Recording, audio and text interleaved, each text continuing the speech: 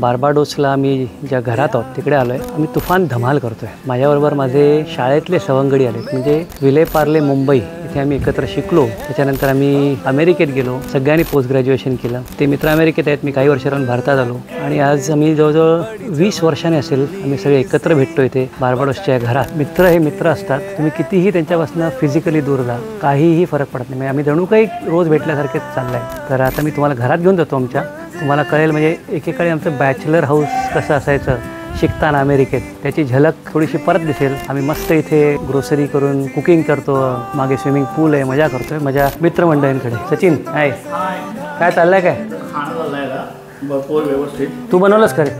हे आमचे बाकीचे मित्र. काय खातोय? अंड्याची भाजी, अंडा भुर्जी. अंडा भुर्जी, क्या बात आहे. नाही, आमचा राहुल दातार आहे. पण डेंटिस्ट आहेच ना रे अजून? हां, मी आपलं विचारतो. आम्ही मित्र असल्यामुळे. आणि हा विवेक. ती सगळी मजा चालू आहे.